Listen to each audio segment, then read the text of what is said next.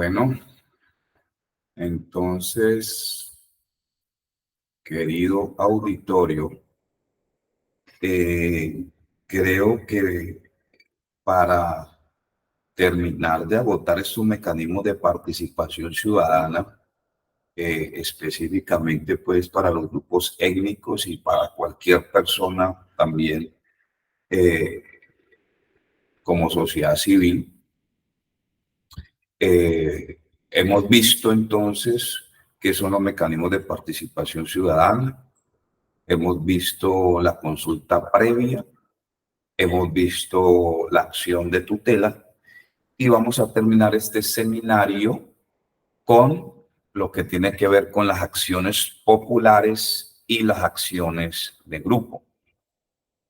Hay que tener en cuenta de igual manera que la Constitución de 1991 pues creó y trajo pues estas acciones constitucionales y que son importantísimas para todo lo que tenga que ver con la defensa de los derechos e intereses colectivos. Entonces, vamos a tratarlas para que ustedes pues tengan ya un derrotero sobre las acciones constitucionales que se pueden realizar en varias circunstancias. Las acciones populares y de grupo se encuentran, recuerde que siempre trato de partir desde la Constitución política, ¿sí? Entonces, el artículo 88 de la Constitución política de 1991 establece y habla sobre lo que tiene que ver con las acciones populares y de grupo y que éstas constituyen el medio procesal para la defensa de los derechos e intereses colectivos. Entonces, estas acciones públicas tienen gran importancia en el ordenamiento jurídico. ¿Por qué? Porque permiten materializar el derecho fundamental de participar en la conformación, en el ejercicio y en el control político del Estado. Entonces, al decir esto, miraremos, deme un segundo, miraremos el artículo 88. Espero que todos estén bien y que pues esto que hemos hablado haya sido de manera general de importancia para lo que se necesite en su momento, ¿sí? Entonces, el 88. Listo, por aquí estamos. El 88. Miren lo que dice el 88. La ley regulará las acciones populares para la protección de los derechos e intereses colectivos. Miren, reitero, la ley regulará las acciones populares para la protección de los derechos e intereses colectivos relacionados con el patrimonio, el espacio, la seguridad y la salubridad públicos, la moral administrativa, el ambiente, la libre competencia económica y otros de similar naturaleza que se definen en ella. También regulará las acciones originadas en los daños ocasionados a un número plural de personas sin perjuicio de las correspondientes acciones particulares. Cuando hablamos, ustedes ven que el primer inciso, el primer párrafo del artículo 88 está hablando exclusivamente de lo que tiene que ver con las acciones populares, pero cuando pasamos al inciso segundo o al párrafo segundo, y donde establece que también, o sea, además de las acciones populares, también regulará las acciones originadas en los daños ocasionados a un número plural de personas. Y ahí es donde aparece la acción de grupo.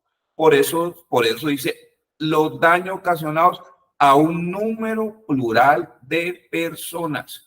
Entonces, como para que tengamos claro este tema. Igualmente está en las acciones, trabajé, digamos, en estos momentos, en estos seminarios, trabajé las que más se ven, pero también existe otra acción, que es la acción de cumplimiento, hago ese paréntesis, una acción de cumplimiento donde vamos a mirar si la abordamos al final de manera rápida, que es esta acción de cumplimiento para hacer cumplir lo que establece la ley. Entonces, continuemos.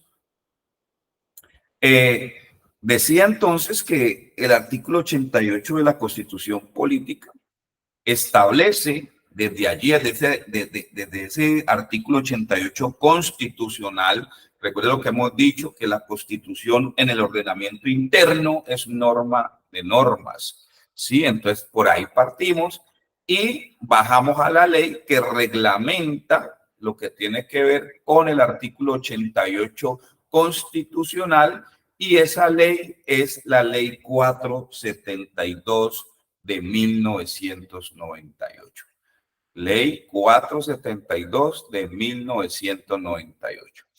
Entonces, esta ley desarrolla el artículo 88 constitucional y establece el procedimiento de las acciones populares y de las acciones de grupo en lo relativo a la procedencia, a la caducidad, a la legitimación, a la jurisdicción, a la competencia, así como también a todas las etapas correspondientes al trámite ante la jurisdicción de lo contencioso administrativo.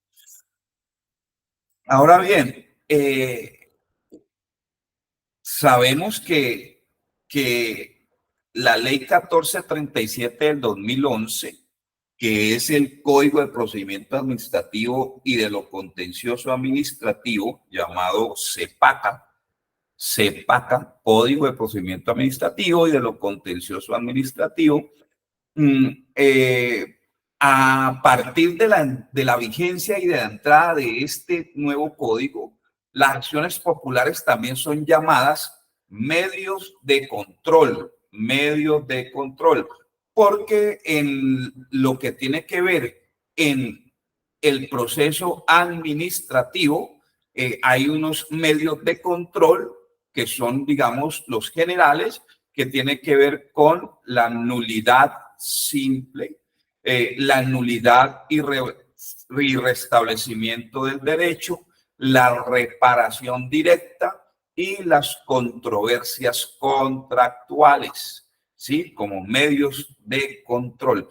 Pero también a través de la entrada de este código, ¿sí? Entonces se habla que también son medios de control las acciones populares, ¿sí? Y estas acciones populares son llamadas medios de control de protección de los derechos e intereses colectivos. Medio de control de protección de los derechos e intereses colectivos. Y las acciones de grupo se denominan medio de control de reparación de los perjuicios causados a un grupo. Si usted bien lo ve, ahorita que leímos el artículo 88 constitucional, pues entramos a mirar la coherencia entre entre el artículo 88 constitucional, entre la ley 472 del 98, que reglamenta todo lo que tiene que ver con el procedimiento de las acciones populares y de grupo, y de igual manera el CEPACA, la ley 1437 del 2011, también establece estas acciones como medios de control, las acciones populares de protección de los derechos e intereses colectivos y las de grupo de reparación de los perjuicios causados a un grupo de personas. Espero que hasta allí pues vayamos bien. Ahora, pues hay que entender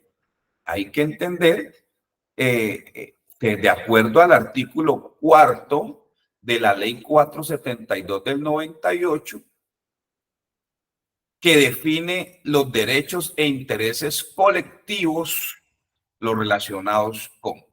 Estos son los que están taxativamente establecidos en la ley 472 del 98, pero de igual manera sabemos que la jurisprudencia también nos puede dar a entender otros derechos e intereses colectivos, pero por el momento manejaremos los que están taxativamente en la ley que reglamenta las acciones populares y las acciones de grupo.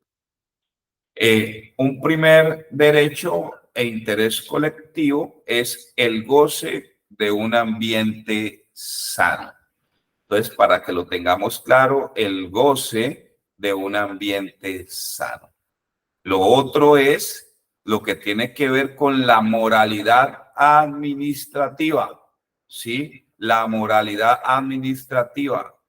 De igual manera está la existencia del equilibrio ecológico y el manejo y aprovechamiento racional de los recursos naturales para garantizar su desarrollo sostenible, su conservación, restauración o sustitución, la conservación de las especies animales y vegetales, la protección de áreas de especial importancia ecológica, de los ecosistemas situados en las zonas fronterizas, así como los demás intereses de la comunidad relacionados con la preservación y restauración del medio ambiente.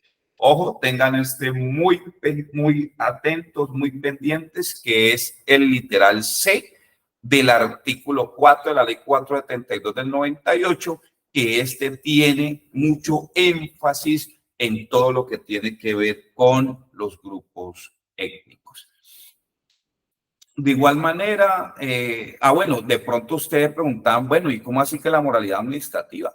Sí, claro, es cómo es el comportamiento de la administración para que no se vulneren derechos e intereses colectivos. Por eso se habla de la moralidad, cómo es el comportamiento en rasgo general, de la administración en los momentos que pueda vulnerar los derechos e intereses colectivos. El literal D habla del goce del espacio público y la utilización y defensa de los bienes de uso público. Otro tema. Esto pues es claro.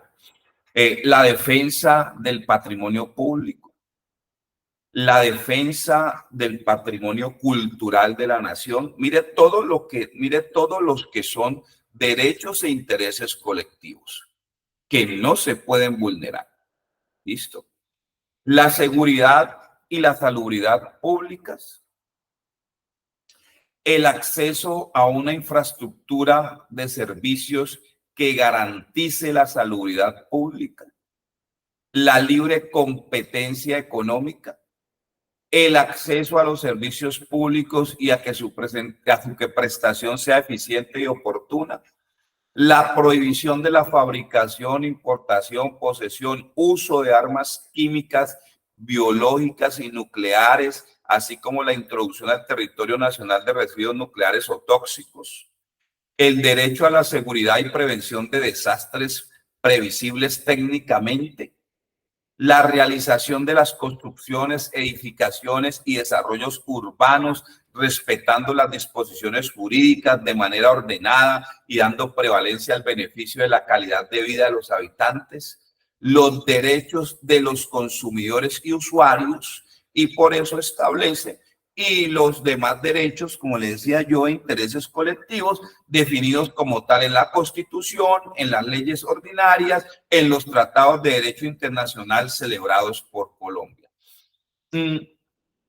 Esto lo expongo para que usted tenga claro en el momento que usted tenga la intención de instaurar una acción popular que debe remitirse de primera mano al artículo 4 de la ley 472 de 1998 y mirar allí, de acuerdo a los hechos en concreto, cuál de estos derechos e intereses colectivos le sirven a usted para encuadrarlo en su demanda de acción popular. Y si no están aquí, pues también revisar la Constitución, revisar la ley, revisar los tratados de derecho internacional y revisar la jurisprudencia de la Corte Constitucional o del Consejo de Estado. Bueno, ahora es bien traer a colación en este momento cuál es la diferencia. Ya vimos qué es la acción popular, qué es la acción de grupo, cuáles son los derechos e intereses colectivos. Hemos visto parte de jurídica, hemos visto una parte jurídica tomando desde la Constitución política, artículo 88 constitucional. Hemos visto que la ley 472 del 98 reglamenta las acciones populares y de grupo como marco jurídico y que también el CEPACA, la ley 1437 del 2011, les da también ese valor como medios de control. ¿Listo? Entonces es bueno, digamos, en este momento traer como, bueno, usted se preguntará entonces si tanto la acción popular como la acción de grupo, ¿cuál es esa diferencia? Y al mirar la diferencia entonces entre las acciones populares y las acciones de grupo, a ver, las acciones populares pretenden la protección de derechos e intereses colectivos como los que leímos, que el medio ambiente sano, el patrimonio cultural, la moral administrativa, entre otros. ¿En qué momento? Cuando son amenazados o quebrantados por acciones y omisiones de las autoridades públicas y los particulares. Mire y vaya asemejando mucho los temas en lo que tiene que ver con las acciones de tutela, que también lo que hacían era se presentan cuando se encuentran amenazados derechos fundamentales por acciones u omisiones de autoridades públicas como regla general y como excepción de los particulares. En este caso, las acciones populares pretenden la protección de los derechos e intereses colectivos, como lo que ya dijimos, cuando son amenazados o quebrantados por acciones y omisiones de las autoridades públicas y de los particulares. Es decir, las acciones populares sirven para proteger, escúcheme, las acciones populares sirven para proteger los derechos de un grupo indeterminado de personas que pueden ser todos los que integran una comunidad cuando se sienten amenazados o quebrantados sus derechos e intereses colectivos, ¿correcto? De allí entonces que,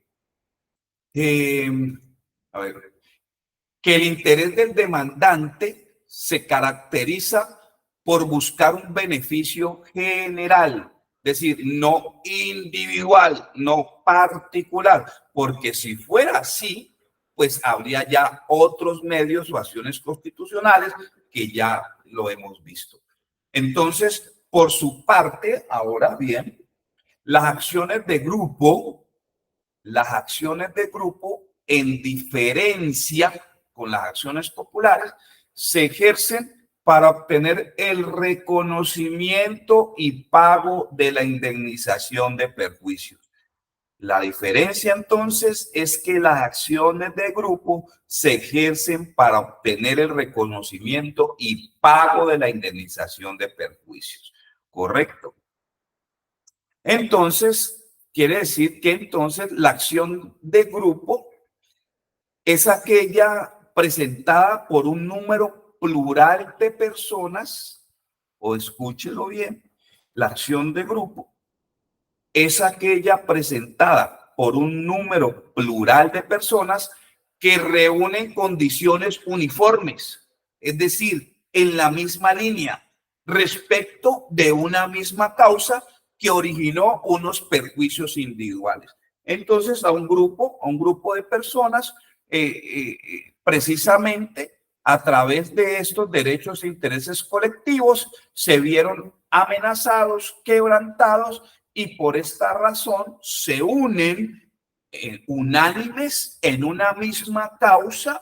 ¿Para qué? Y integran porque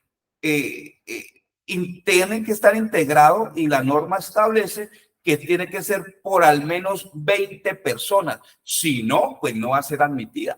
¿Sí? Entonces, reitero, la acción de grupo es aquella presentada por un número plural de personas que reúnen unas condiciones uniformes respecto de una misma causa que originó perjuicios individuales. ¿Sí? Entonces, y podríamos colocar un ejemplo. Si yo me voy entonces de pronto a decir, bueno, un ambiente sano, y yo estoy en una parte residencial, somos una unidad, en la unidad puede ser, digamos, que haya 20 apartamentos, ¿sí? Y resulta que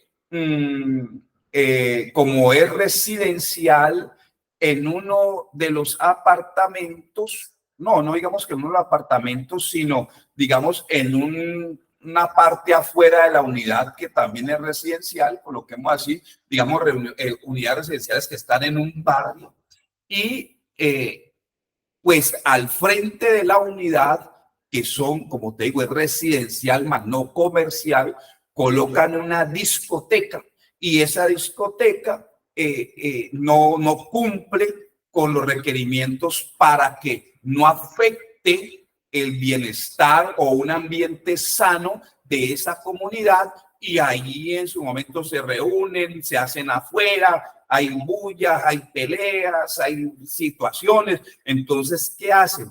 Como eso le ocasiona un perjuicio individual a cada persona de a cada apartamento, entonces se reúnen, un ejemplo, 20 personas propietarias de 20 apartamentos e inician una acción de grupo para que no se le vea afectado sus derechos e intereses colectivos. ¿Listo? Entonces es como una especie, pues, de ejemplo en el tema de lo que tiene que ver con la acción de grupo.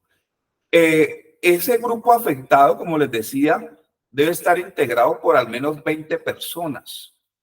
Pero esto no quiere decir que la demanda deba ser presentada por todos. ¿Por qué? Porque a veces se equivoca en este tema.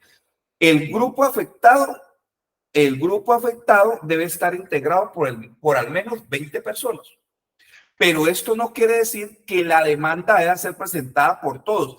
Basta que un miembro del presente grupo identifique los criterios para determinar al grupo afectado, como lo que yo le acabo de mencionar en el ejemplo que coloqué. A diferencia de la acción popular, la acción de grupo debe ser presentada por abogado. La acción popular no, ya lo miraremos. A diferencia de la acción popular, la acción de grupo sí debe ser presentada por abogado y debe promoverse dentro de los 2 años siguientes a la fecha en que se causó el daño o cesó la vulneración. Entonces, eso como para que lo tengamos claro. Ahora bien, ¿ante quién se presenta la demanda de acción popular y de grupo? ¿Ante quién se presenta la demanda de acción popular y de grupo? Estos dos acciones constitucionales, porque están regidas en la Constitución Política, en el artículo 88, y que también están como medio de control en el CEPACA, en la ley 1437 del 2011, se deben presentar entonces ante la jurisdicción de lo contencioso administrativo si entre los demandados hay una entidad pública o un particular que actúe en nombre de aquel, es decir, en nombre de una autoridad pública. En los demás casos, la demanda se debe presentar ante la jurisdicción ordinaria civil. Entonces, explico esta parte. Si el que ha quebrantado o amenazado un derecho, interés, unos derechos e intereses colectivos es una entidad pública o un particular que cumple con funciones públicas, se tiene que radicar ante la jurisdicción de lo contencioso administrativo, porque es esta jurisdicción la que se encarga de todo lo que tiene que ver con las demandas contra las entidades públicas o particulares que cumplan funciones públicas. ¿Sí? Y sabemos que la jurisdicción de lo contencioso administrativo tiene unos juzgados administrativos del circuito, tiene en jerarquía, tiene unos tribunales administrativos y además de eso tiene un órgano de cierre, una alta corte, que es el Consejo de Estado. ¿Correcto? Y como bien decíamos que estas acciones se pueden interponer tanto a autoridades públicas como a particulares. Cuando son particulares que no ejercen funciones públicas, la demanda se debe presentar ante la jurisdicción ordinaria civil. Y cuando hablamos de la jurisdicción ordinaria civil, estamos hablando que eso pueden ser jueces civiles municipales, o puede ser jueces civiles del circuito en jerarquía, o puede ser tribunal de distrito superior, sala civil, o puede ser como órgano de cierre o como alta corte, la Corte Suprema de Justicia, sala civil. Entonces, eso como para que se quede allí claro. ¿Listo? Entonces, vimos ante quién se presenta la demanda de acción popular y de grupo. Y sería bueno abordar de manera general la competencia de los jueces administrativos, de los tribunales administrativos y del Consejo de Estado para las acciones populares y de grupo que son en contra de una autoridad pública o un particular que cumpla funciones públicas. ¿Sí? Allí, entonces, habíamos dicho, siempre voy como en concordancia, habíamos dicho que la jurisdicción contenciosa administrativa tenía juzgados administrativos, tribunales administrativos, órgano de cierre o alta corte, que es el Consejo de Estado. Entonces, en la jurisdicción de lo contencioso administrativo, los jueces administrativos y los tribunales administrativos conocen en primera instancia de las acciones populares y de grupo. ¿Listo? Recuerde que en estos procesos hay doble instancia, ¿correcto?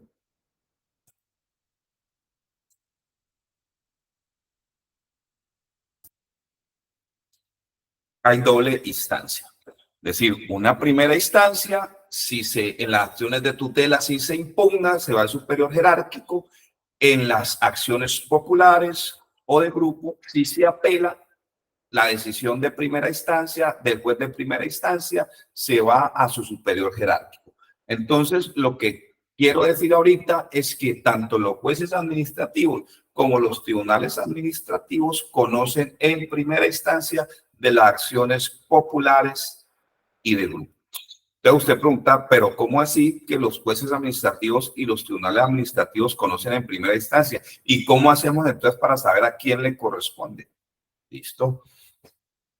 Respuesta. Los jueces administrativos conocen de los procesos interpuestos contra las autoridades de los niveles departamental, distrital, municipal o local, o las personas privadas que dentro de esos mismos ámbitos desempeñen funciones administrativas. Entonces, allí le tocará conocer, cuando es contra estas autoridades, sí, le tocará conocer a los jueces administrativos en primera instancia.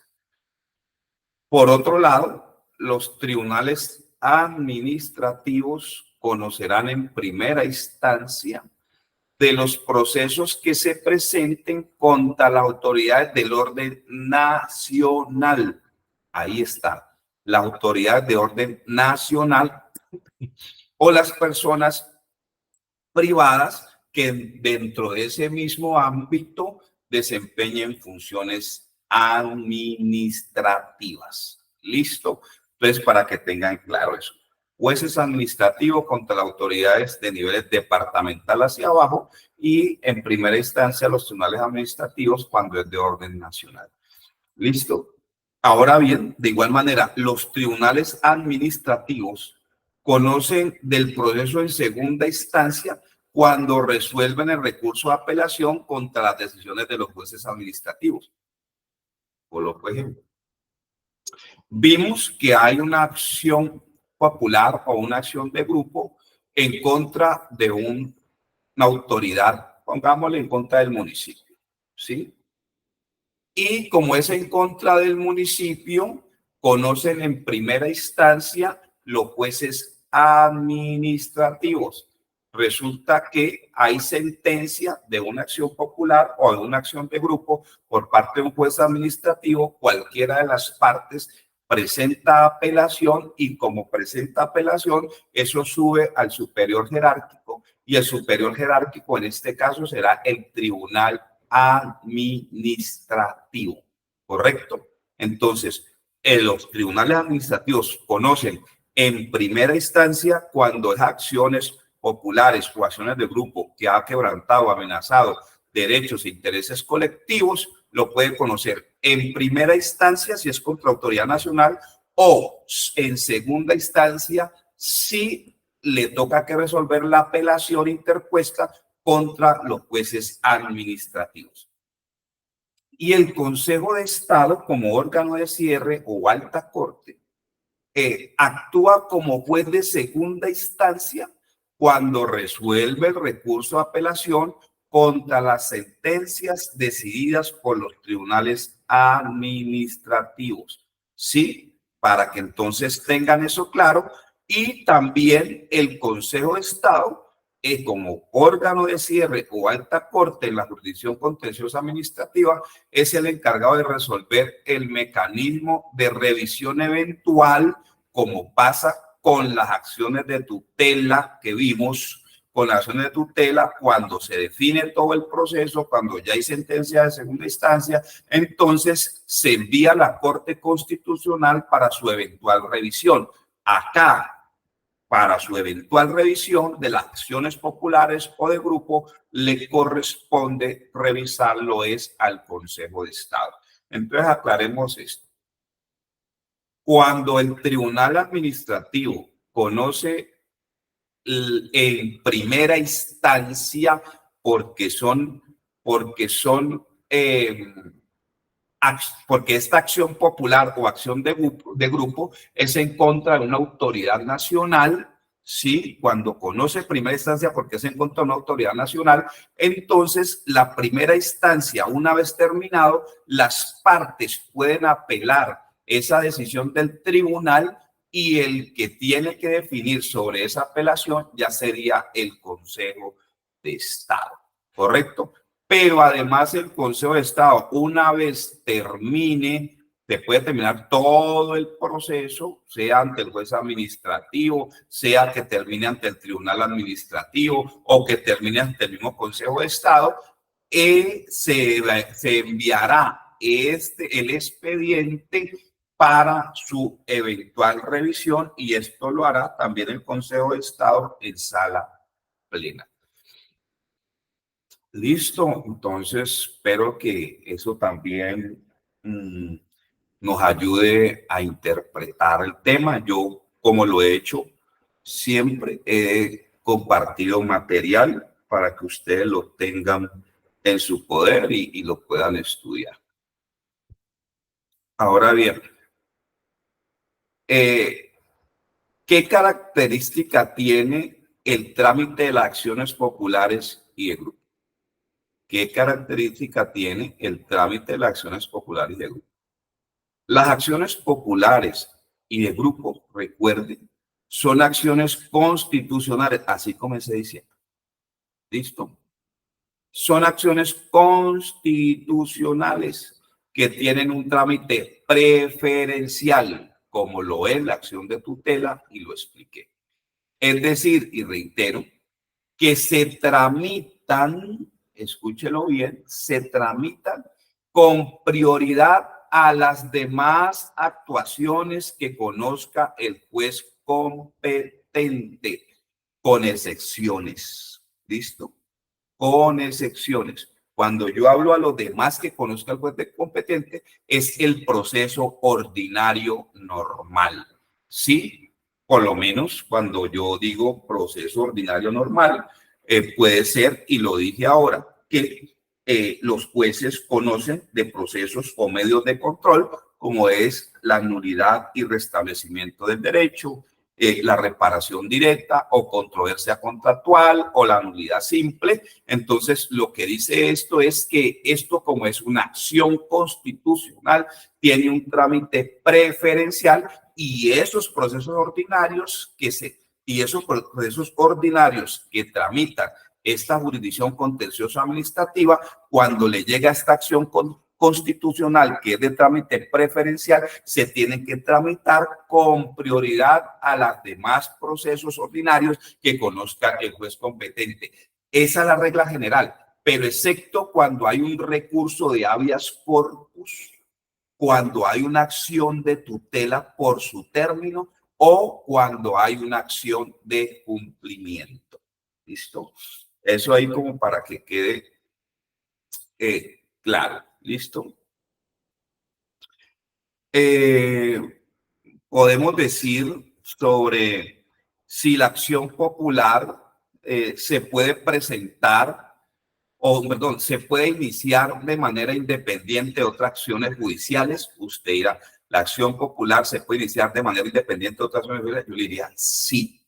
La acción popular tiene carácter principal, es decir, procede al margen de que la conducta de la persona que lesiona o transgrede el derecho e interés colectivo pueda cuestionarse a través de otras acciones constitucionales u ordinarias, principales o subsidiarias. Quiere decir que si usted presenta una acción popular constitucional, puede presentar también, si se siente afectado por el debido proceso, puede presentar una acción de tutela, ¿sí? Si también usted ve que puede presentar, dependiendo del caso en concreto, una nulidad, pues eso no le impide a que lo haga. ¿Listo?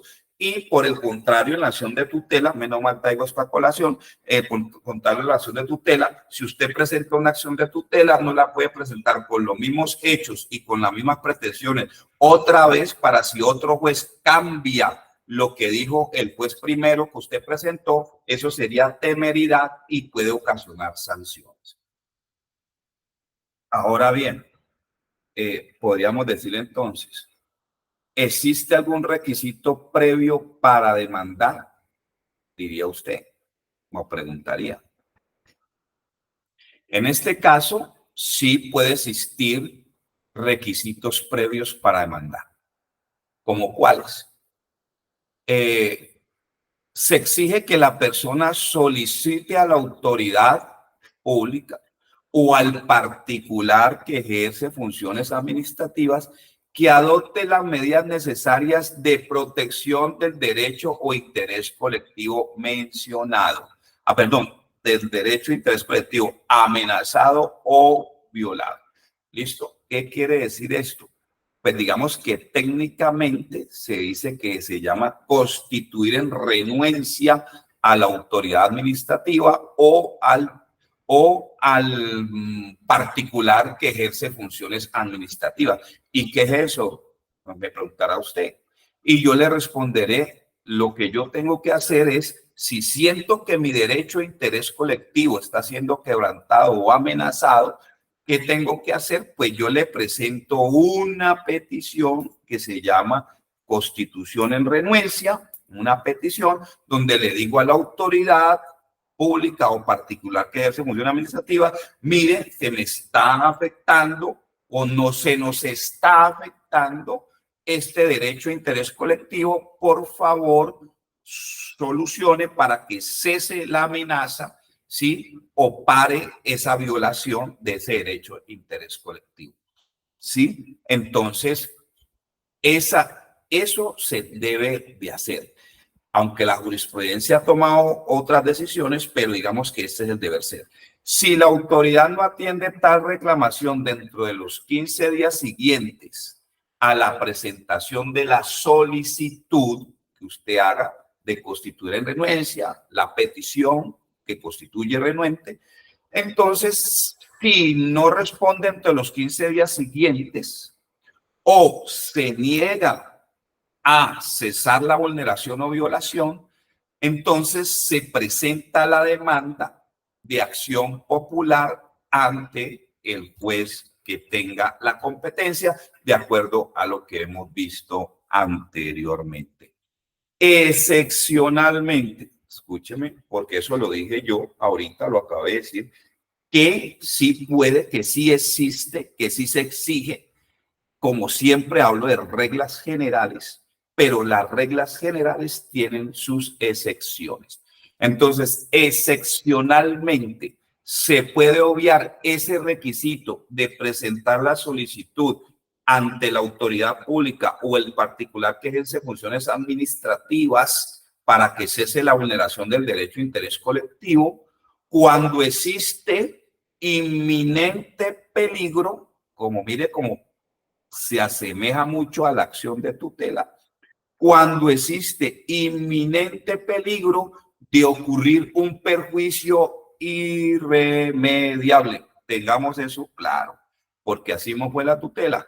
Excepcionalmente se puede obviar este requisito cuando existe inminente peligro de ocurrir inminente, es decir, que sea allí en el momento, que no haya otra situación.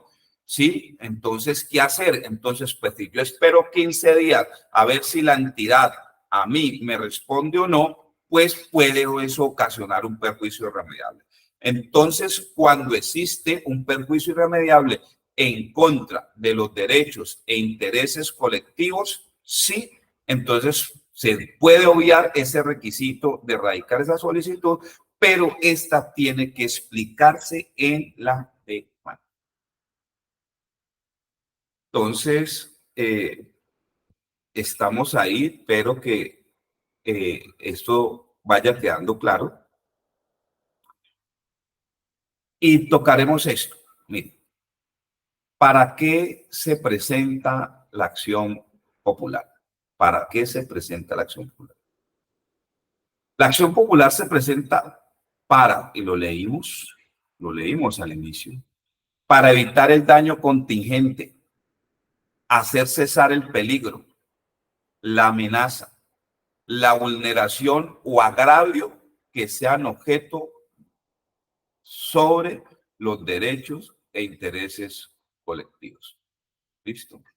Entonces, evitar el daño contingente hace referencia a que la acción es preventiva para anticiparse a la materialización de los hechos. Esto significa, escuchen, que no es ni puede ser requisito para su ejercicio el que exista un daño o perjuicio de los derechos o intereses que se busca amparar, sino que basta la amenaza, solo la amenaza o riesgo de que se vaya a producir un daño cuando, o riesgo de que, perdón, o riesgo de que se produzca cuando se pretende hacer cesar el peligro.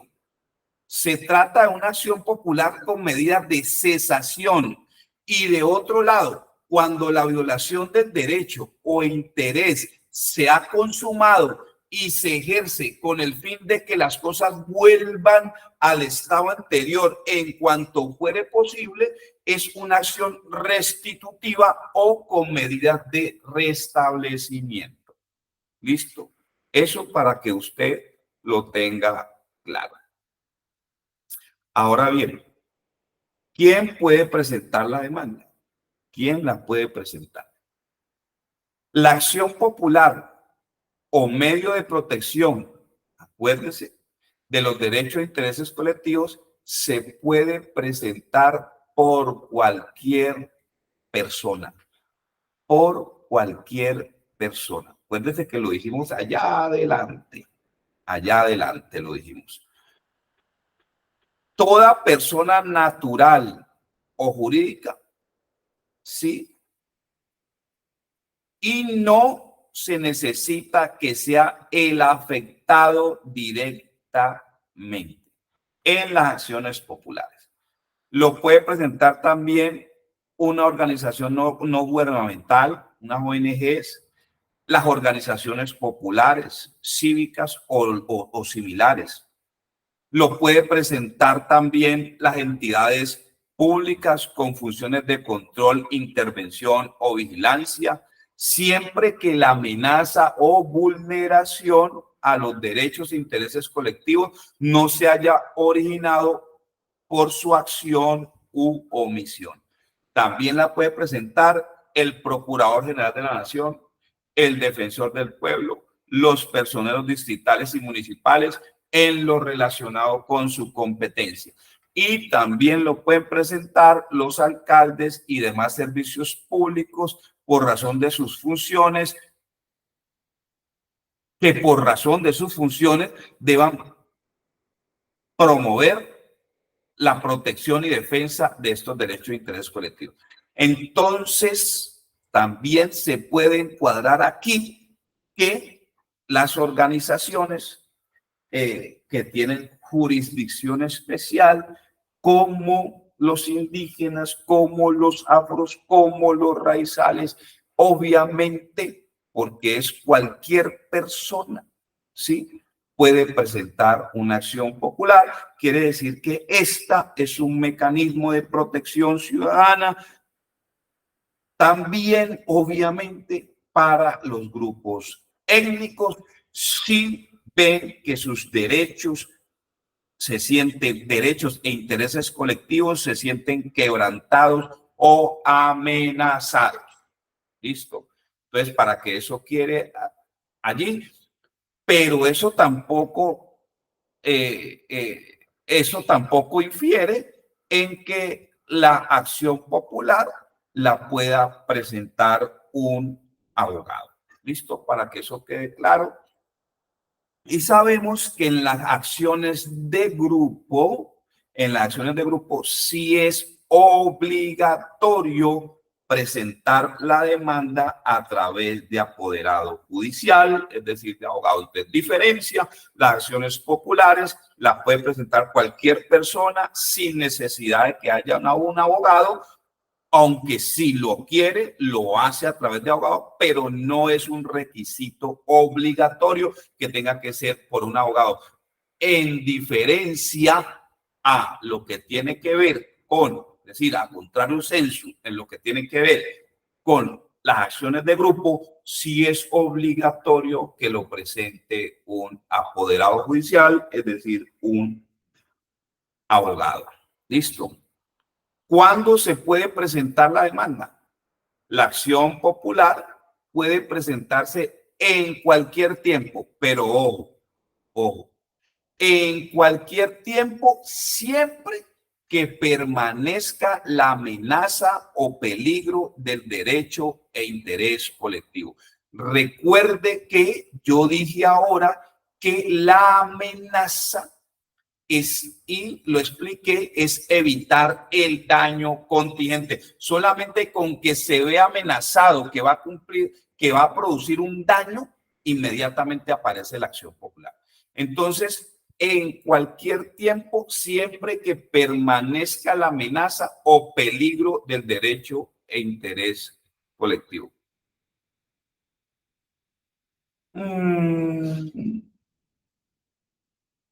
Lo dijimos ahora, contra quienes se puede presentar la demanda. Dijimos que obviamente esto implica que se presenta contra toda acción, para que volvamos y reiteremos esto, se presenta contra toda acción u omisión de las autoridades o de los particulares que hayan violado o amenacen violar los derechos e intereses colectivos. ¿Correcto? Correcto. Y en caso de que se desconozcan los responsables de esta amenaza, de esta violación, de esta vulneración de los derechos, le corresponderá al juez determinar quiénes son los responsables. ¿Listo? Espero que vayamos bien, que vayamos entendiendo, como les digo, de manera general el tema.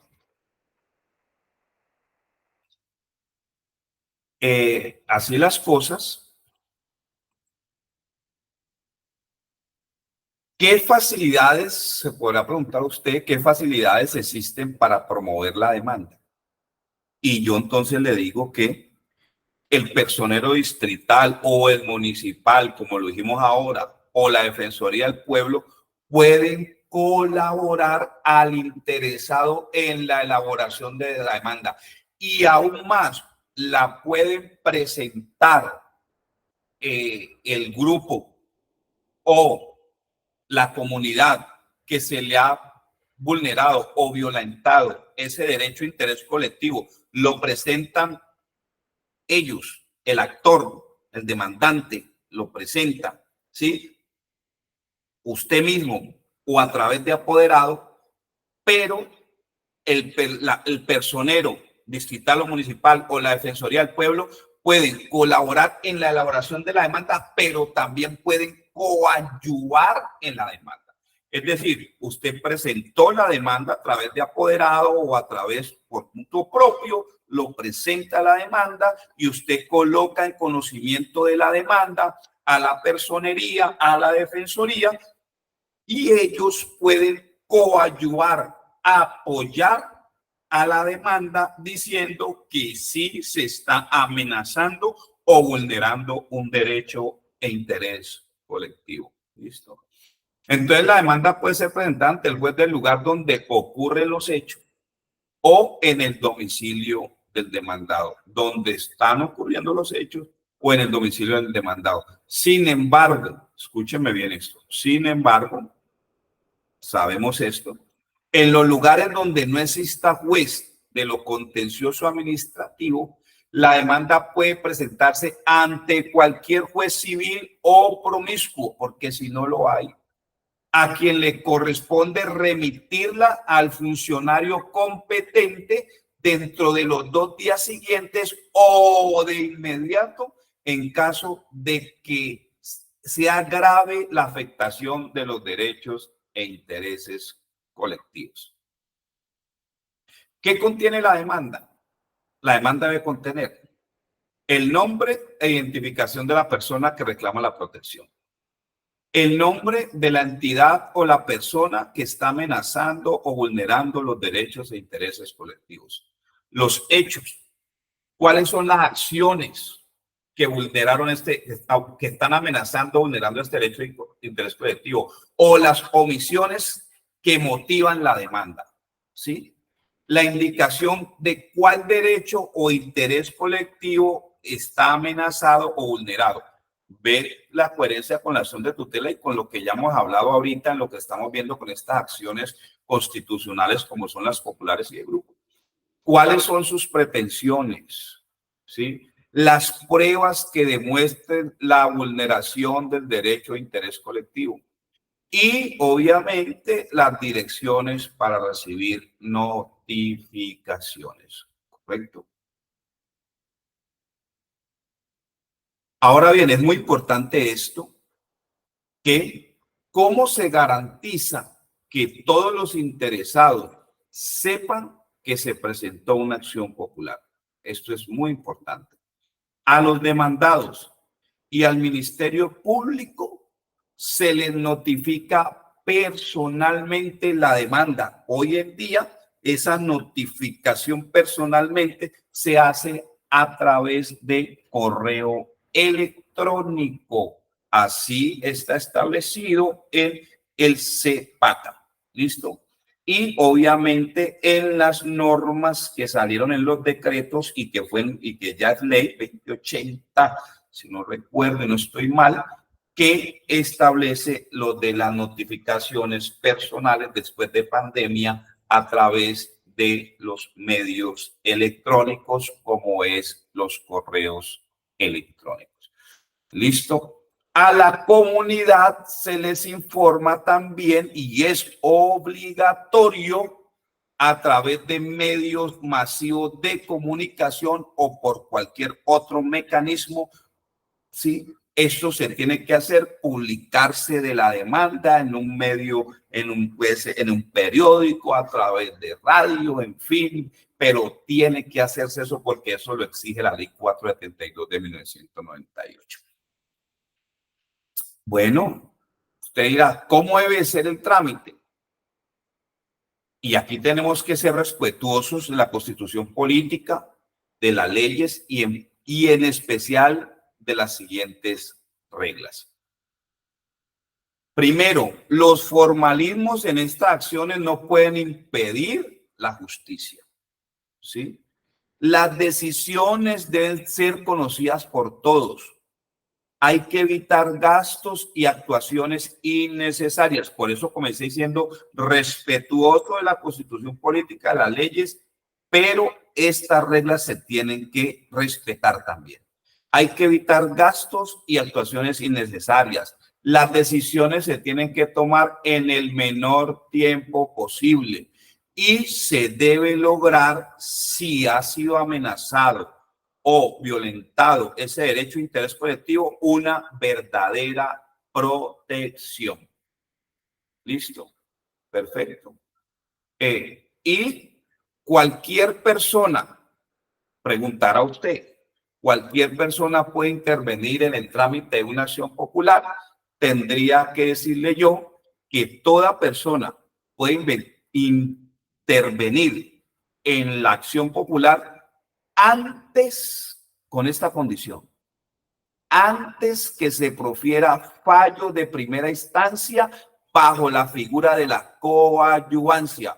Ahora yo se lo dije que los personeros municipales, distritales o municipales o la Defensoría del Pueblo pueden coayudar la demanda o cualquier persona que quiera intervenir en la acción popular puede coayudar. Ya él mirará por qué, explicará por qué, pero esto tiene que pasar sobre la amenaza o derecho de interés colectivo, pero esto tiene que pasar antes que se profiera el fallo de primera instancia. ¿Listo? Bueno, habíamos entonces terminado diciendo que cualquier persona puede intervenir en el trámite de la acción popular. Terminamos el tema de la acción popular con esta pregunta que pienso que es menester hacerla y que igualmente dar su respuesta. ¿Puede el juez tomar medidas antes de proferir sentencia para impedir un daño inminente? ¿Puede el juez tomar medidas antes de proferir sentencia para impedir un daño inminente? Y la respuesta sería sí puede. ¿Cómo se preguntaría usted entonces? Diría yo, antes, escuche bien, antes de ser notificada la demanda, primera momento, antes de ser notificada la demanda y en cualquier estado del proceso, el juez puede decretar de oficio, es decir, yo mismo como juez o a petición de parte, de alguna de las partes del proceso de la acción popular, las medidas previas, ¿por qué son previas? Porque son antes de dictar una sentencia. Las medidas previas para prevenir un daño inminente. Recuerde lo que hablamos ahora, inminente. O para detener el que se esté causando, ordenando a quien corresponda la cesación de actividades, la ejecución de actos, el pago de garantías y la realización de estudios, entre otros. O sea que sí puede, con medida previa, hacerlo de oficio o por parte de alguna de los intervinientes en el proceso, tomar esa medida, sí, para cesar actividades, por lo que ya hemos dicho, antes de dictar sentencia. Si el peligro es inminente, el juez puede ordenar que el acto, la obra o la acción la ejecute el demandante o la comunidad amenazada, pero los costos corresponderán al demandado. ¿Listo? El decreto y práctica de las medidas previas no suspende el proceso, sino que continúa su rumbo normal hasta que haya sentencia, pero sí dice, esto se tiene que detener, tiene que cesar las actividades como medida previa, parar la obra, en fin, hasta que haya una decisión en fin. Bueno, esto era lo que tenía que decir en relación a las acciones populares. En lo que yo les voy a compartir aparece el paso a paso y los términos que se dan en el momento de erradicar una demanda, como lo hice de pronto de manera verbal con la acción de tutela. Aquí les voy a compartir a través de una imagen proyectada, pues digamos que no en este momento, sino como material de estudio para ustedes, de acuerdo a lo que he hablado, donde aparece explicado claramente cómo es el procedimiento. Listo, miraremos a ver si de pronto podemos revisar alguna de las dos después de esto, una sobre la acción popular o sobre la acción de grupo.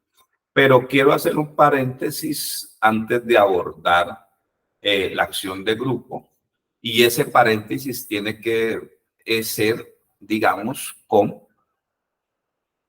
el proceso, sí, porque digamos que yo de pronto en el flujograma les coloco los términos, tantos días siguientes para legatos, para esto, para lo otro. Pero aquí yo quiero iniciar diciéndole que una vez usted instaura la demanda, sí, y la demanda es admitida, y si la demanda tenía alguna solicitud de parte de una medida previa y se ha decretado, pasó todo este tema ya de la admisión, si se decretó medida previa o no, ¿sí? Una vez se agote la admisión, se tendrá que contestar la demanda por parte pues, de los intervinientes, o sea, de las personas o de las autoridades públicas o de los particulares que ejerzan funciones administrativas en contra de quien se colocó la acción popular por la vulneración del derecho de interés colectivo. Entonces, perdón, entonces aquí aparecerá algo que se llama, después de haber agotado esta parte, demanda y admisión de la demanda. Si se decretó alguna medida previa, viene la contestación de la demanda y después de esto, el juez o tribunal señalará una audiencia que se llama pacto de cumplimiento. Ese pacto de cumplimiento, usted dirá, ¿qué es? Y yo tendré que decirle entonces que el pacto de cumplimiento es una audiencia especial en la cual el juez escucha a las partes demandante y demandado y al Ministerio Público sobre la acción popular presentada. En esta audiencia especial es obligatoria la asistencia del Ministerio Público y de la entidad responsable de garantizar el derecho e interés colectivo. En la audiencia se puede establecer un pacto de cumplimiento en el que se determina la forma de proteger los derechos e intereses colectivos, así como el restablecimiento de las cosas a su estado anterior de ser posible. El pacto de cumplimiento, entonces, es que en esta oportunidad se puede arreglar el asunto en lo que tiene que ver con la vulneración o amenaza del derecho interés colectivo. Porque si hay un pacto entre las partes, ese pacto tiene que cumplirse y si eso pasa, pues digamos que no habría razón de ser para continuar con un proceso hasta que se dicte sentencia. Entonces, ese pacto de cumplimiento que hagan las partes, si se da, es revisado por el juez dentro de los 5 días siguientes a la celebración de la audiencia. Si se aprueba el pacto de cumplimiento, el proceso se da por terminado, es lo que les acabo de decir. ¿Por qué? Porque las partes hicieron un pacto y ese pacto se tiene que cumplir, hacer el seguimiento y de esa manera es innecesario continuar con todo el trámite del proceso y por lo tanto, una vez aprobado ese pacto de cumplimiento, se da terminación al proceso de manera anticipada. Ahora bien, el juez ordena la práctica de pruebas si se declara fallida la audiencia por alguna de las siguientes razones. Quiere decir esto, que si la audiencia de pacto de cumplimiento es declarada fallida porque no hubo pacto, no hubo un arreglo entre las partes, ya el juez continuará entonces con las etapas del proceso. Y si se declara fallida la audiencia, tendrá que ser por alguna de estas razones. Porque no comparecieron las partes interesadas, porque no se formuló el proyecto de pacto de cumplimiento, porque las partes no aprueban las correcciones que el juez propone al proyecto de pacto de cumplimiento, ¿correcto? Entonces, si esto no pasa, el juez tendrá que continuar con el procedimiento y lo que continúa es que el juez ordenará la práctica de pruebas. Listo, usted se preguntará, ¿quién debe demostrar la vulneración? El demandante debe probar la vulneración que alega. Pero si la prueba resulta muy difícil o costosa, el juez acudirá a expertos vinculados al Estado o a los recursos del denominado Fondo para la Defensa de los Derechos e Intereses Colectivos. Esto para que usted lo tenga claro. Una vez se practique las pruebas, vienen los alegatos, sentencia y me imagino que por alguna de las dos partes vendrá recurso de apelación.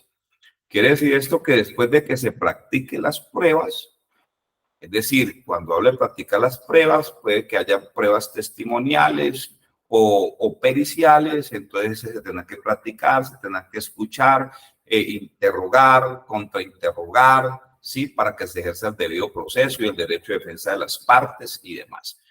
Una vez termine esto, el juez concede a las partes un término de 5 días para presentar alegatos de conclusión. Los alegatos de conclusión es lo que pasó en esa etapa probatoria, qué pasó en la práctica de las pruebas, qué pasó en el pacto de cumplimiento, y entonces usted recogerá todo eso que haya sucedido y los presentará como unos alegatos, es decir, esto es la conclusión de lo que ha pasado hasta el momento. Y posteriormente le corresponde al juez dictar sentencia. La sentencia que acceda a las pretensiones del demandante contendrá las órdenes necesarias para volver al estado anterior a la vulneración del derecho de interés colectivo cuando sea posible. ¿Correcto? Para que tengamos claro. En la sentencia, ahora bien, en la sentencia, el juez señalará un plazo prudencial para acatar las órdenes establecidas, porque puede ser que eso no se pueda hacer en 2 días, en 3 días. Entonces, él puede decir 1 mes, 2 meses, podrá tomar el término para que esto sea. Ya es de acuerdo a la autonomía igualmente que tenga el juez o tribunal en este sentido, o el Consejo de Estado. También podrá conformar un comité, oiga bien, también podrá conformar un comité para la verificación del cumplimiento de la sentencia, en el que participarán además el juez, las partes, la entidad pública encargada de velar por el derecho de interés colectivo, el Ministerio Público y una organización no gubernamental. Mire el poder que tiene este tema en una acción popular. Igualmente, pues en el término de ejecutoria de la sentencia, como lo expliqué en la tutela, hay un término para que las personas presenten su recurso de apelación contra la sentencia, perdón, las partes del proceso presenten el recurso de apelación contra la sentencia de primera instancia. ¿Listo? Y es de aclarar que en el trámite de la segunda instancia también es posible practicar pruebas. ¿Listo? Ahora, ¿qué tipo de órdenes contiene la sentencia? La sentencia de la acción popular puede consistir en estas órdenes. 1, hacer o no hacer de forma precisa. Hacer o no hacer. ¿Y qué es lo que tiene que hacer o qué es lo que no tiene que hacer de forma precisa?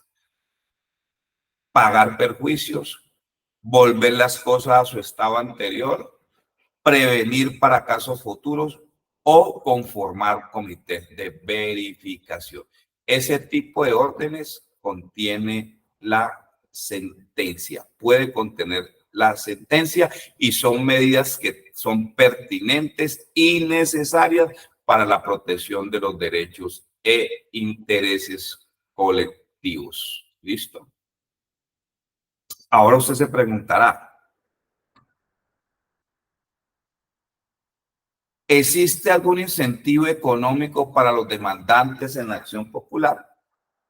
La ley 472 del 98 establecía el reconocimiento de una suma de dinero a favor del demandante cuando obtuviera una sentencia favorable. Eso estaba estipulado en los artículos 39 y 40 de la ley 472 del 98, que reglamenta las acciones populares y las de grupo, pero no obstante a lo anterior, el artículo 1 de la ley 1425 del 2010 eliminó dicho incentivo, es decir, querido demandante, que no hay reconocimiento de sumas de dinero.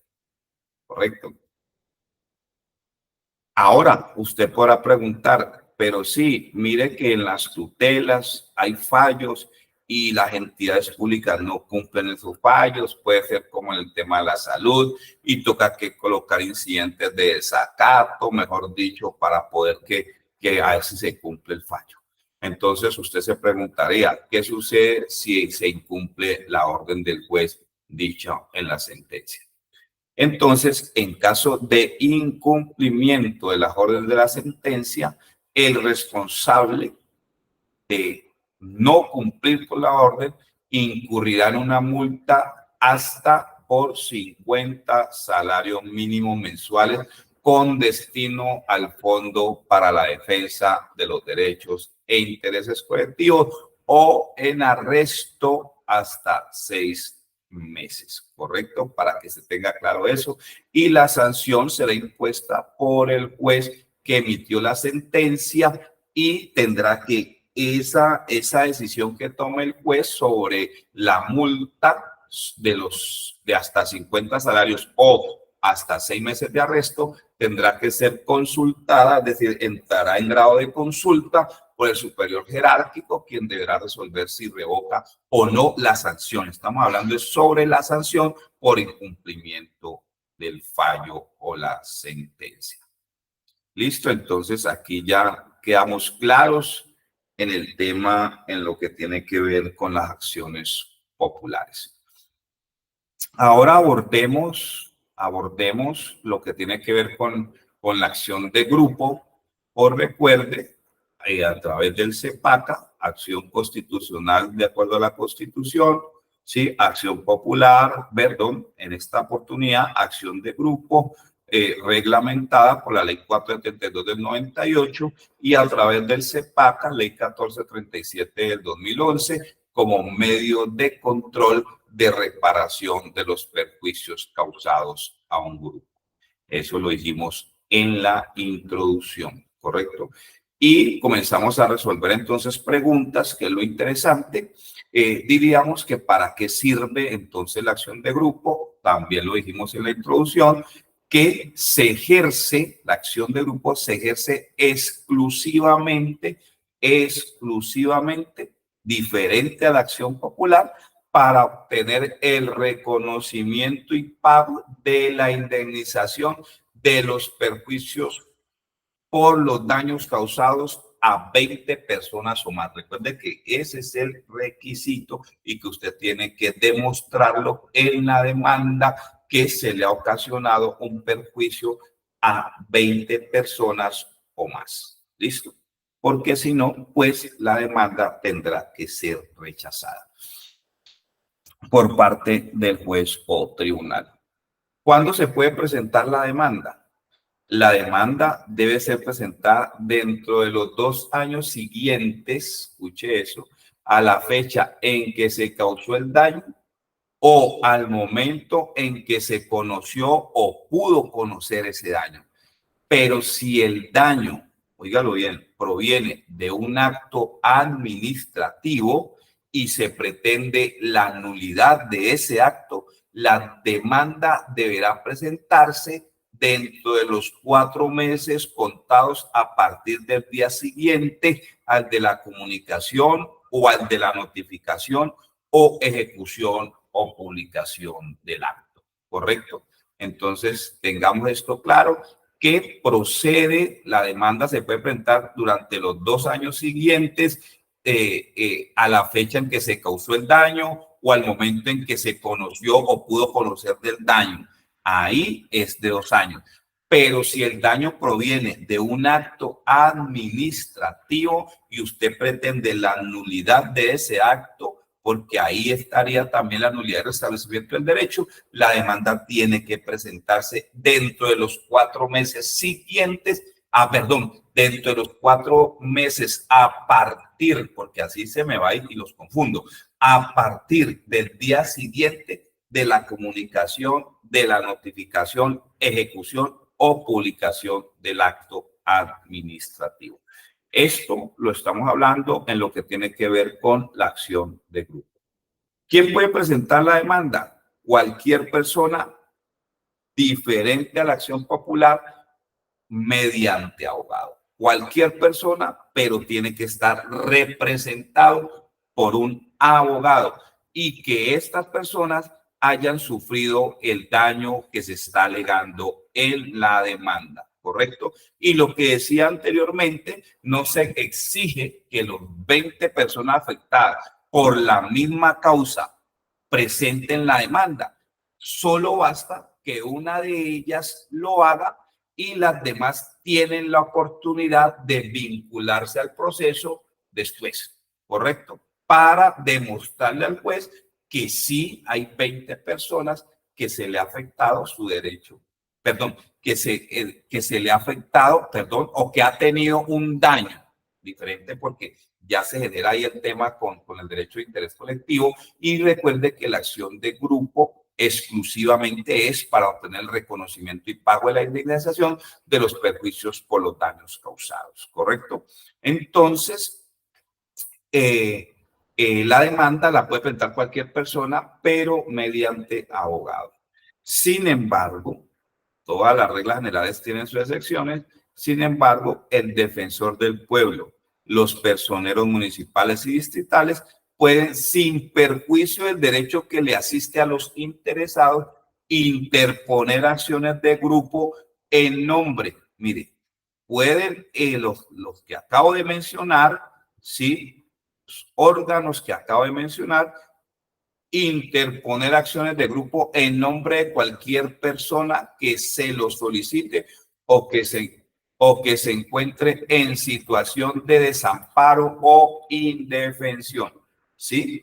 Entonces reitero, puede ser que como la acción de grupo tiene que presentarse mediante abogado, porque si no, pues, como le digo, tendrá que ser inadmitida la demanda para que se subsane esa situación.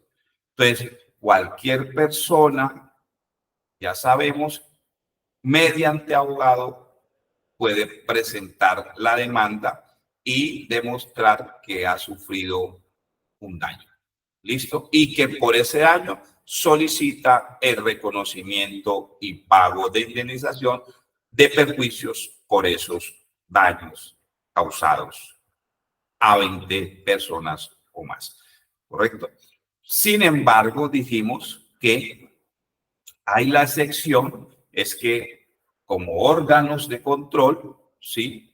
Como el defensor del pueblo, ¿sí? Puede ser como los personeros municipales distritales, pueden, sin perjuicio del derecho que le asiste a los interesados, interponer acciones de grupo en nombre de cualquier persona que se lo solicite o que se encuentre en situación de desamparo o indefensión. En este caso será parte del proceso judicial junto con los afectados. ¿Listo?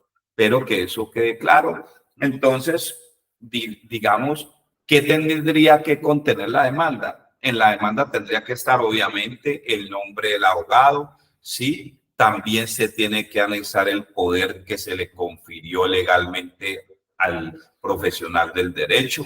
Tiene que identificar cuál es el grupo afectado, ¿sí? Si no es posible proporcionar el nombre de todos los integrantes del grupo, entienda esto, si no es posible proporcionar el nombre de todos los integrantes del grupo, se deben brindar las características para identificarlos, ¿correcto? Se deben brindar las características para identificarlos.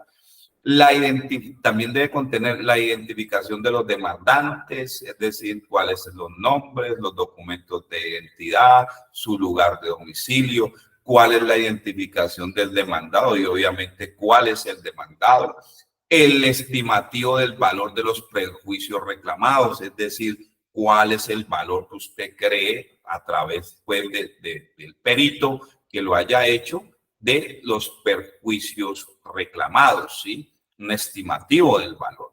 Igualmente, en la demanda deben estar los hechos. Estos hechos es la narración de la situación que origina la demanda.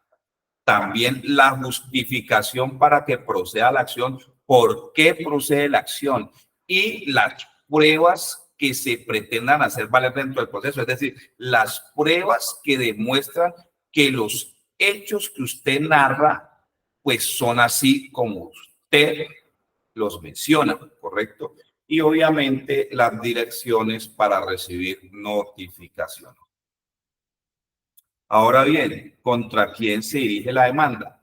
La demanda se presenta contra el presunto, porque hasta que no haya una sentencia, pues se declara que es el presunto, ¿sí? Omisión que motivó la presentación de la demanda. No obstante a lo anterior, cuando en el curso del proceso se establezca que existe, o sea, ya dándole continuación al proceso, en las pruebas que se presentan, se establezca que existen otros posibles responsables, el juez de primera instancia de oficio ordenará su citación para que sean vinculados al proceso de medio de control de acción de grupo. ¿Listo? Lo mismo que dijimos en relación a la acción popular, cómo es el trámite, dijimos que los formalismos no pueden impedir la justicia, las decisiones deben ser conocidas por todos, hay que evitar gastos y actuaciones innecesarias, lo mismo que la acción popular. ¿Listo? Ahora, aquí, ¿cómo se garantiza que todos los interesados se enteren de que se presentó una acción de grupo? Esto hay que tenerlo muy en cuenta. ¿Listo? A los demandados del Ministerio Público se les notifica personalmente personalmente la demanda. Eso también lo dijimos en la acción popular, es la misma parte, y a la comunidad a través de medios masivos de comunicación. En ese tema es lo mismo que tiene que ver con la acción popular. ¿Listo? Ahora bien, ¿en qué etapa del proceso se puede integrar el grupo afectado? Porque usted dirá, sí, usted más adelante, usted dijo ahora, me preguntará, usted dijo ahora que no es necesario que la demanda la presenten todos los 20 afectados, que lo puede hacer una y que más adelante se podrán integrar las otras personas que se sientan que se le ha ocasionado un daño y que quiera la reparación o la indemnización por ese daño. Sí, entonces, ¿cómo se va a hacer? Porque obviamente, pues se debe demostrar que son 20 o más los que han sido afectados. Entonces, esto quiere decir que hay existen dos oportunidades para hacerse parte del grupo afectado, ¿correcto? La primera oportunidad se presenta cuando las personas perjudicadas por la misma causa que originó la demanda antes de la apertura a pruebas expresen al juez por escrito el deseo de acogerse al fallo y de pertenecer al grupo de personas que presentó la demanda. Entonces, la primera oportunidad para integrarse al proceso es antes que se aperture el proceso a pruebas, antes de esa etapa. ¿Listo? Para que se tenga claro, es el primer momento. La segunda oportunidad o el segundo momento es dentro de los 20 días siguientes a la publicación de la sentencia. ¿Sí? Entonces, esta es la segunda oportunidad para integrarse. La segunda oportunidad, reitero, es dentro de los 20 días siguientes a que se haya publicado la sentencia. Entonces, esto para que también se quede claro en este momento, ¿correcto? Ahora bien, usted también se puede preguntar, ¿qué sucede si algún miembro del grupo no quiere hacer parte del trámite judicial? Porque esta pregunta también puede surgirse, ¿cierto?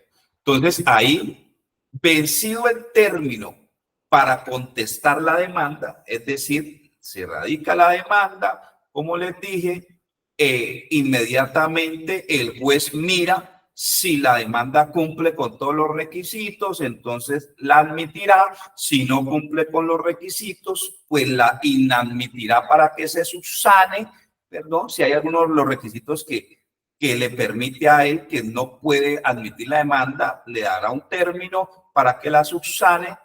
Y si no la subsana en ese término, pues tendrá que rechazar la demanda, ¿correcto? Entonces, después de eso, demanda, admisión de la demanda y una vez se vence el término para contestar la demanda, la persona que no quiera ser parte del proceso podrá pedir al juez que le excluya del grupo. Sí, vencido, pero esto lo tendrá que hacer una vez se venza el término para contestar la demanda. Entonces, esto también es importante que usted lo tenga Claro, listo. Ahora, otra situación. ¿Qué medidas puede ordenar el juez al momento de admitir la demanda para garantizar la reparación? ¿Qué medidas puede ordenar el juez al momento, en el momento que el juez recibe la demanda, la estudia y la admite?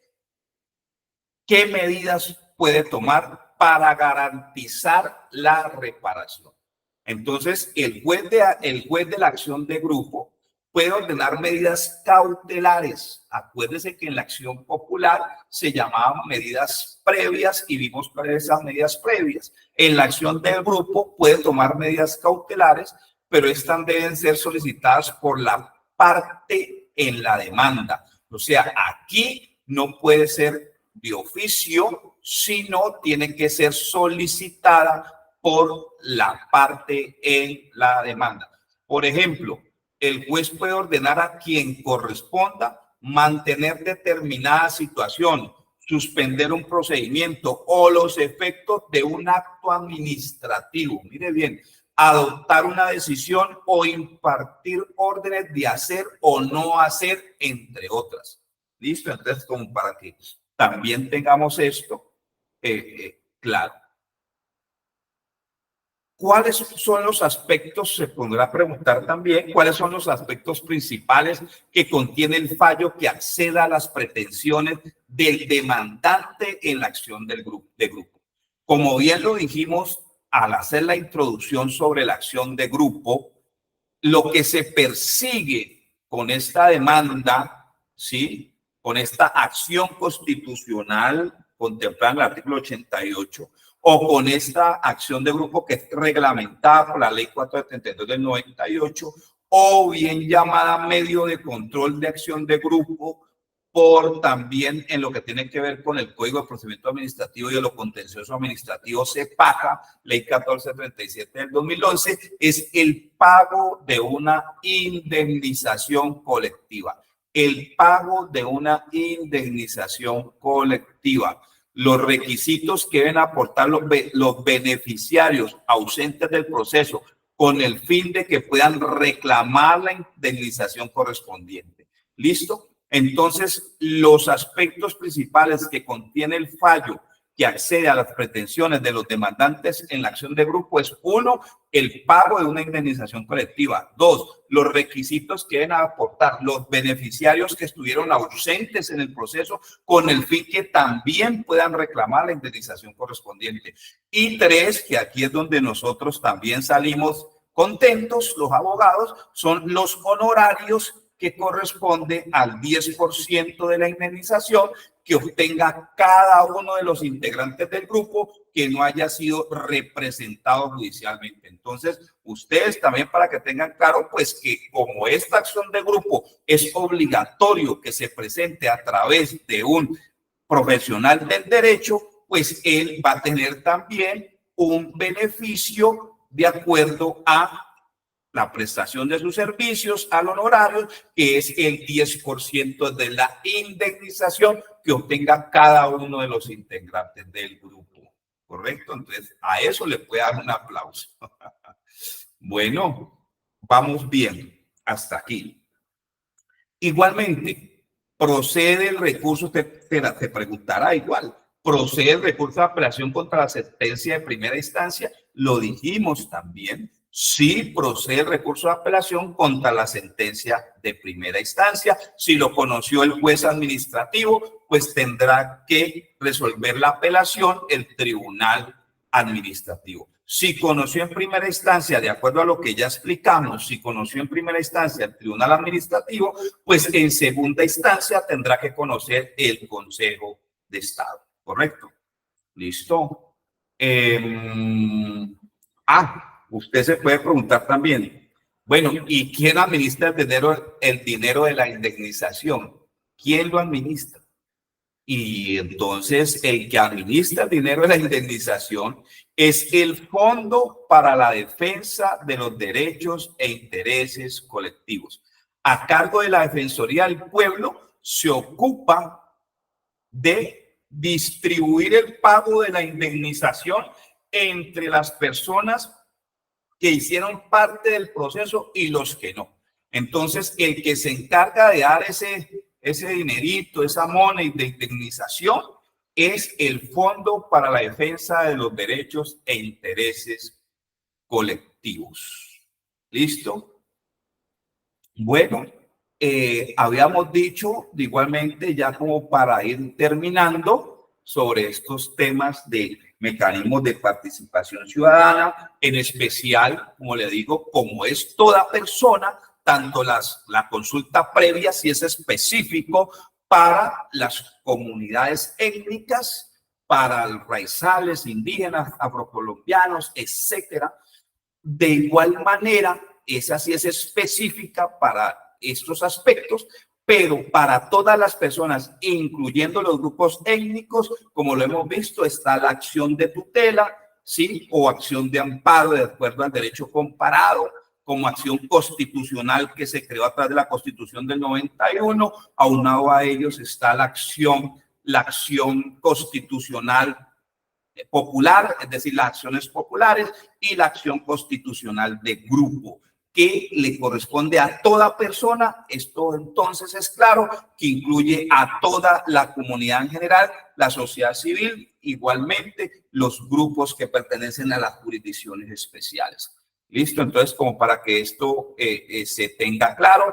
Y una vez haya sentencia, como lo dije en la acción de tutela, hay una eventual revisión en las tutelas, hay una eventual revisión por parte de la Corte Constitucional, pero en lo que tiene que ver con las acciones constitucionales populares y el grupo, esa revisión eventual le correspondería entonces conocer a el Consejo de Estado, ¿listo? Como órgano de cierre o alta corte.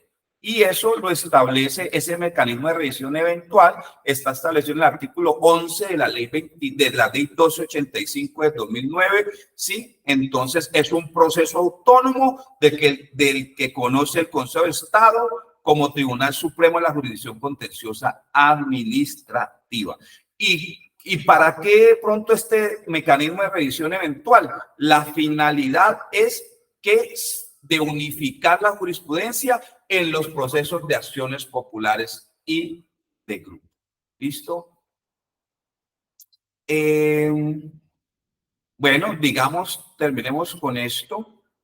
¿Cuándo procede el mecanismo de revisión eventual? Se diría entonces que este mecanismo de revisión eventual procede cuando la decisión judicial que se pretende sea revisada presenta contradicciones o divergencias interpretativas sobre el alcance de la ley aplicada, o cuando la decisión judicial se opone a una sentencia de unificación del Consejo de Estado o la jurisprudencia reiterada por esta corporación. ¿Listo? Perfecto.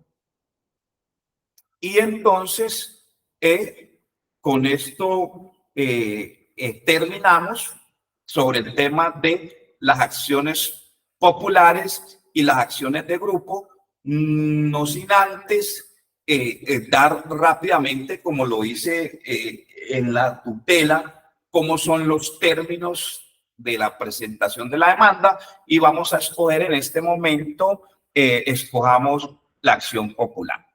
¿Listo? Entonces, en la acción popular dijimos que la regla general es que tiene que haber un requerimiento previo a la autoridad o al particular que ejerce funciones administrativas. Quiere decir esto, y se los dije, tiene que haber una solicitud o una petición, ¿sí? Que se llama constituir en renuencia a la autoridad pública o al particular que está ejerciendo funciones administrativas, en la cual se está amenazando, ¿sí? O se está quebrantando o vulnerando un derecho e interés colectivo. Eso es la regla general, pero la excepción es cuando hay inminencia que se pueda ocasionar un perjuicio irremediable. Ahí no es exigible constituir en renuencia o presentar la solicitud o petición a la autoridad que se presume ha amenazado o vulnerado o quebrantado un derecho o interés colectivo. Entonces, usted presenta la demanda, Una vez presentada la demanda, el juez tiene 3 días para admitir la demanda, para pronunciarse sobre la admisión de la demanda.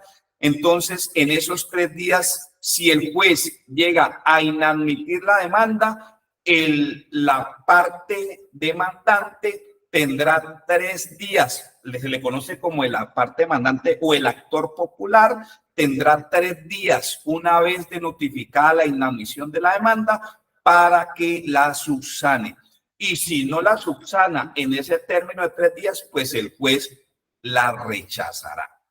Si el juez admite la demanda después de los 3 días de presentación de la misma, la admisión la notificará, se habrá la notificación del auto que admite la demanda a las partes. En ese auto de notificación de la demanda a las partes, le correrá traslado a la parte demandada, es decir, a la autoridad presunta, a la autoridad pública o el particular que es de funciones administrativas y que está amenazando o quebrantando un derecho de interés colectivo de una comunidad, le hará 10 días para que conteste la demanda. Una vez que transcurran esos 10 días, entonces en los 3 días siguientes después de la contestación de la demanda, el juez citará a la audiencia que les expliqué, que es la audiencia de pacto de cumplimiento, ¿correcto? En esa audiencia especial, es decir, la audiencia de pacto de cumplimiento, si hay acuerdo de pacto, entonces se le dará al juez 5 días después de haber realizado esta audiencia especial, se le dará al juez 5 días para que revise el pacto que acordaron las partes de cumplimiento. Y entonces si el juez en esos 5 días que se le da después de esa audiencia especial aprueba el pacto, entonces ahí, como les expliqué anteriormente, se da por terminado el proceso a través de una sentencia anticipada, ¿correcto? Si no hay acuerdo de pacto de cumplimiento y se declara fallida esta audiencia especial, el juez, dentro de los 20 días siguientes, que son prorrogables por una sola vez, por otros 20 días, practicará las pruebas. Y ahí fue cuando yo le dije, puede ser que haya testimoniales, que haya pruebas periciales y tendrá que ejercerse el debido proceso, el derecho de defensa, es decir, interrogar y contrainterrogar, ¿correcto?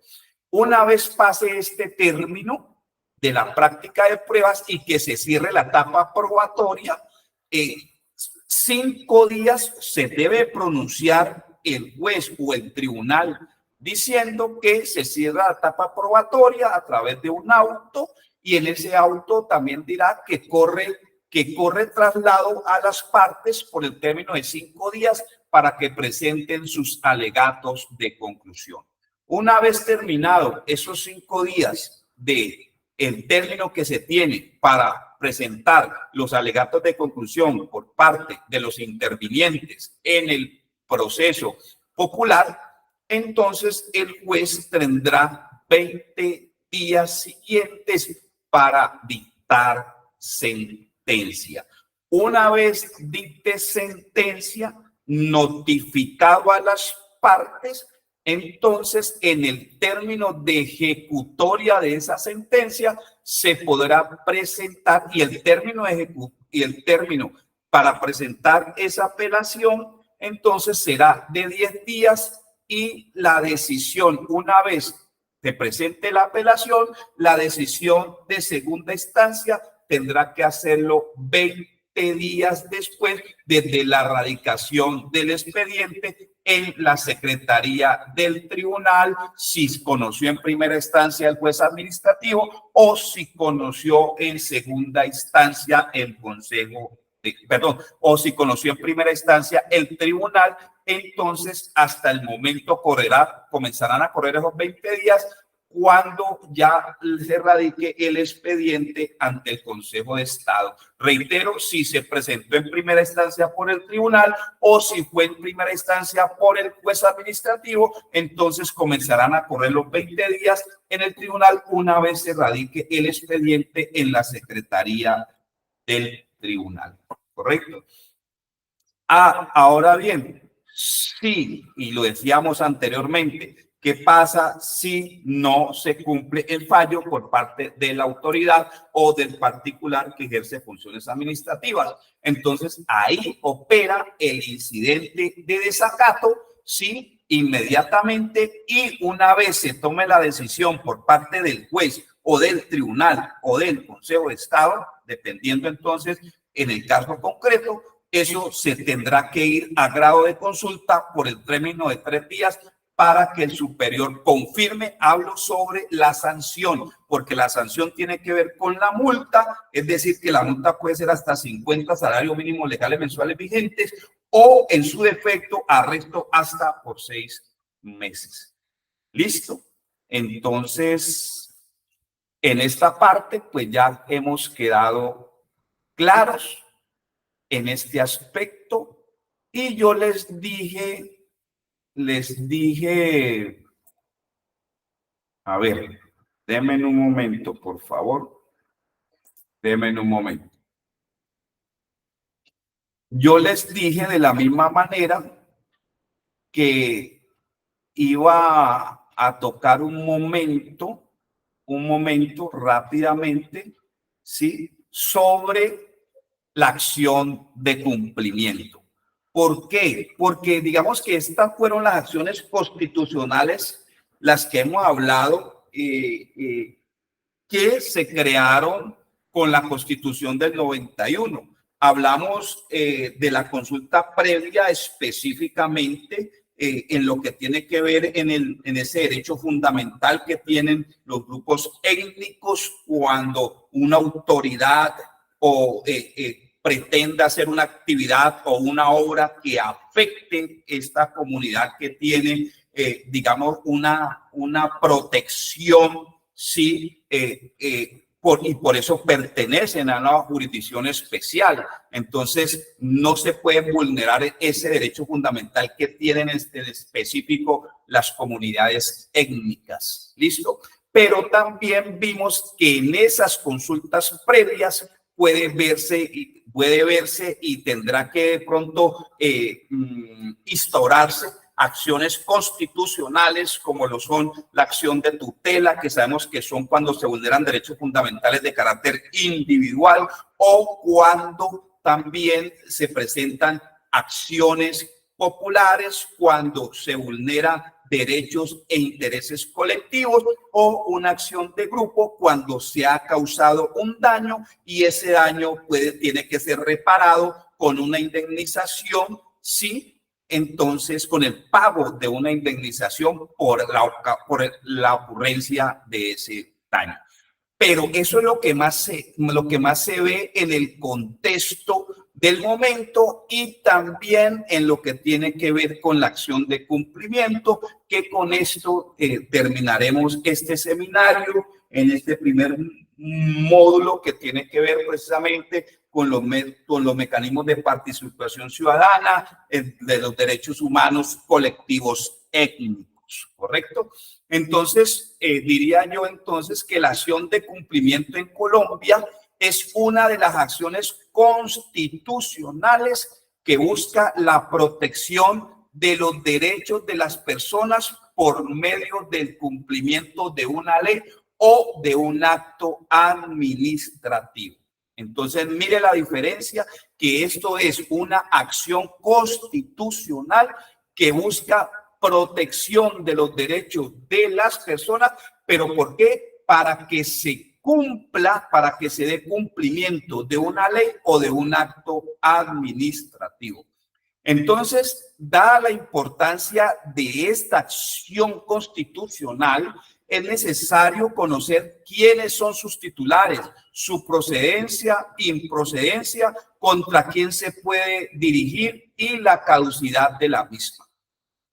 Entonces, lo primero que hay que decir es que en el marco jurídico, y como siempre lo he dicho, siempre he tomado una estructura jurídica, y esa estructura en el ordenamiento interno en Colombia tiene que darse a través de la Constitución política, porque ya lo hemos dicho en su artículo 4 constitucional, establece que la Constitución política es norma de normas, ¿sí? Y que cuando hay una controversia entre la ley y la Constitución, siempre prevalecerá la Constitución. Por eso es que el derecho en Colombia está constitucionalizado.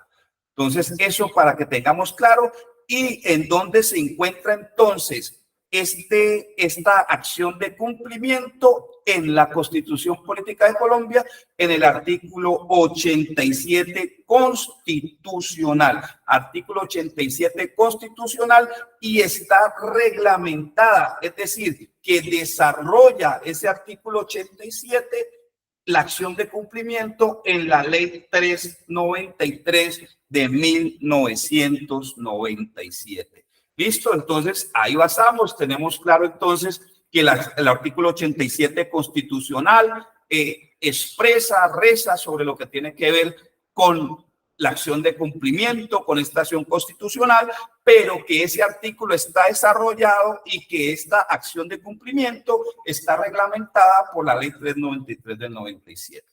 Y bueno, leer solamente el artículo 87 constitucional, que dice que toda persona podrá acudir, escuche bien, usted querido oyente, toda persona podrá acudir ante la autoridad judicial para hacer efectivo el cumplimiento de una ley. Mire, toda persona, aquí no habla de natural o jurídica, no, toda persona, es decir, sea natural o jurídica, entonces podrá, o cualquier grupo de personas, en el caso concreto, cualquier grupo étnico, toda persona podrá acudir ante la autoridad judicial, es decir, ante el juez de lo contencioso administrativo, para hacer efectivo el cumplimiento, ante la jurisdicción contenciosa administrativa, porque si yo digo que es ante el juez administrativo, entonces diría yo que no podría conocer entonces ni el tribunal ni el Consejo de Estado, no.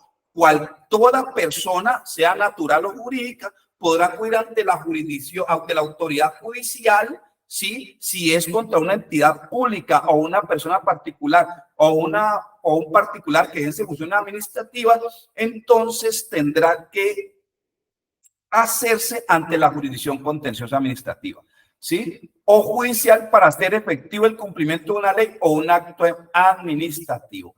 En caso de prosperar la acción, la sentencia ordenará a la autoridad renuente el cumplimiento del deber omitido, es decir, que cumpla lo establecido en la ley. Entonces, tenemos que los derechos que protege la acción de cumplimiento o el derecho que busca proteger es el cumplimiento de un acto administrativo o una ley por parte de las autoridades públicas, para lo cual toda persona puede acudir ante una autoridad judicial.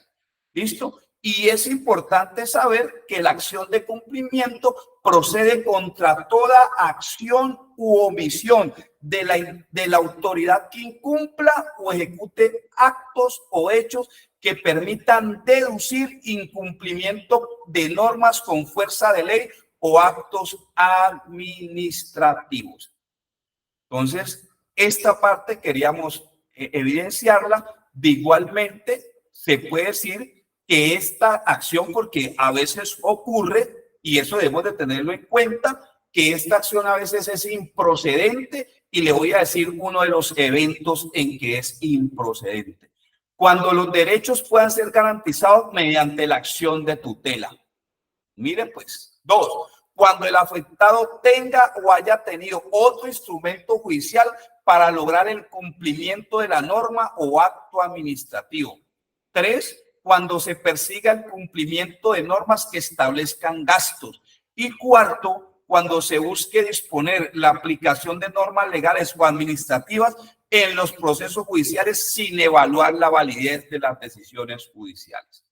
Y por último, la caducidad de la acción de cumplimiento. Esto es de gran importancia tener en cuenta que la acción de cumplimiento podrá ejercitarse en cualquier tiempo y que esa sentencia que ponga fin al proceso hará tránsito a cosa juzgada, ¿correcto? Cuando el deber omitido fuere de aquellos en los cuales la facultad de la autoridad renuente se agota con la ejecución del primer acto. Quiere decir esto, para tener en cuenta, es que la acción de cumplimiento se puede ejercer en cualquier tiempo cuando no se dé cumplimiento por parte de una autoridad a la ley o a un acto administrativo, sí, en ese momento. Por eso ahí aparece la acción de cumplimiento, por eso se dice que puede presentar en cualquier tiempo y que esa sentencia que ponga fin a esa acción de cumplimiento va a ser tránsito a cosa juzgada. Quiere decir esto que en ese momento no ya queda en firme la sentencia sobre este aspecto. ¿Listo? Entonces, aquí con esto, pues, doy terminación a estos temas, a este seminario. Espero a ustedes, querido auditorio, que pues haya sido ilustrada, obviamente en un término general, pero que se sientan, digamos, satisfechos con lo que se ha presentado en este seminario. Un saludo para todos. Creo que nos veremos muy pronto en los encuentros sincrónicos. Y bueno, les deseo un feliz día.